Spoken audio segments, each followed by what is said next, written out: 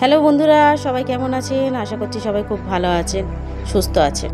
আজকে আমি বরবটের খুব ভালো একটা রেসিপি করে দেখাবো আপনাদের। প্রথমে একটা কড়া নিয়েছি, তার মধ্যে অল্প কিছুটা তেল ঢেলে দিয়েছি। তেলটাকে একটুখানি গরম হতে দেবো এবং খুন্তির সাহায্যে চারিদিকটা ছড়িয়ে দেব। এর মধ্যে একটা কুচিয়ে রাখা পেঁয়াজ দিয়ে দিয়েছি। পেঁয়াজটাকে দিয়ে হালকা লাল হতে দেব।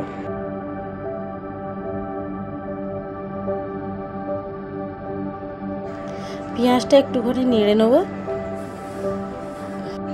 পেঁয়াজের কাঁচা গন্ধটা যাতে দূর হয়ে যায় ততক্ষণ নেড়ে নেব। এবার এর মধ্যে আমি অল্প করে নুন দিয়ে দেব। পেঁয়াজের কালারটা হালকা চেঞ্জ হয়ে গিয়েছে, এবার আমি কেটে আর ধুয়ে রাখা বরবটিগুলো দিয়ে দেব।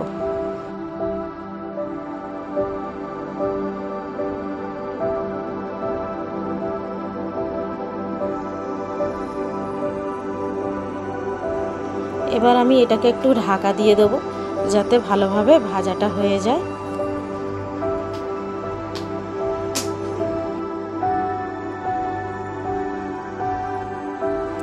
এর সঙ্গে আমি অল্প কিছুটা হলুদ গুঁড়ো দিয়ে দেবো।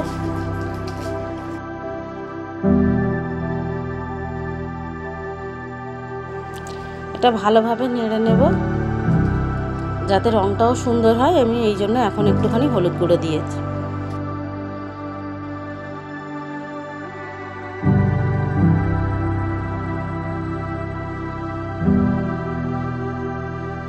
বরবটি আলুটা ভালোভাবে ভাজা ভাজা হয়ে এসছে, দেখতে পাচ্ছেন।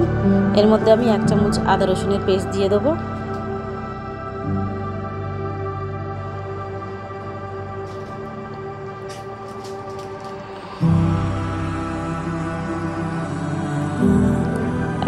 এক চামচ মতো লঙ্কার গুঁড়ো দিয়ে দেবো। আবারও একটুখানি হলুদ গুঁড়ো দিয়ে দেবো আর একটুখানি জিরে মরিচের গুঁড়ো দেবো। দিয়ে জল দেব না, আমি মশলাটা একসঙ্গে সব একটু ভালো করে ভাজা ভাজা করে নেব।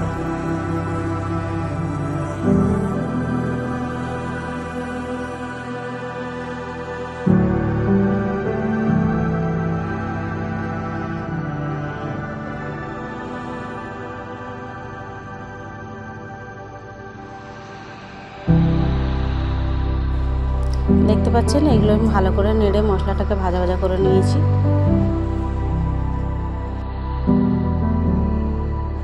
এবার এর মধ্যে একটুখানি জল দেব যাতে তলায় না ধরে যায়। দিয়ে এটাকে ভালো করে কষিয়ে নেব।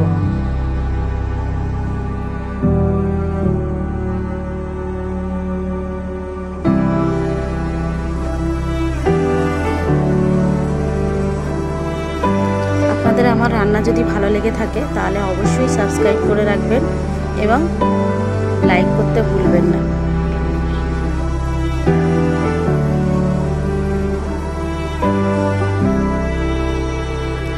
আর মশলাটা খুব সুন্দর একটা গন্ধ ছেড়েছে। আমি সেই সময় ঠিক কিছুটা পরিমাণ জল দেব যাতে আলুটা আর বরবটিটা ভালোভাবে সিদ্ধ হয়ে যায়।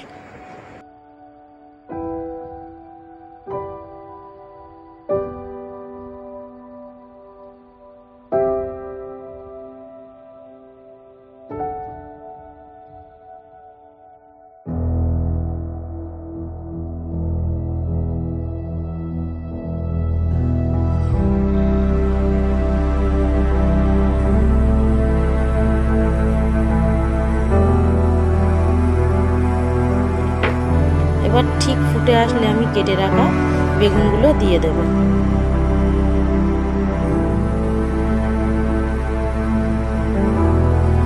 এই রান্নাটায় বেগুনটা দিলে সত্যি একবার দিয়ে দেখবেন, খুব ভালো লাগবে। আর রান্নাটা মাখা মাখা বেশ খেতে খুব ভালো লাগবে। এবার আমি কিছুক্ষণ ঢাকা দিয়ে রাখবো বেগুনটা যতক্ষণ না গলে যায়। আমি এবার ঢাকাটা খুলে দেখছি, বেগুন আর বরবটির তরকারিটা হয়ে এসছে।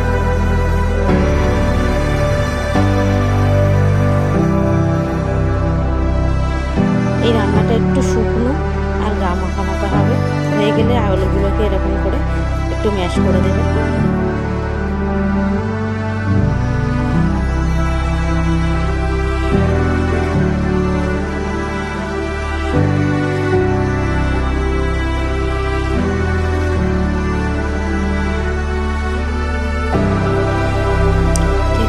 দেখছেন রান্নাটা অবশ্যই কমেন্ট করতে ভুলবেন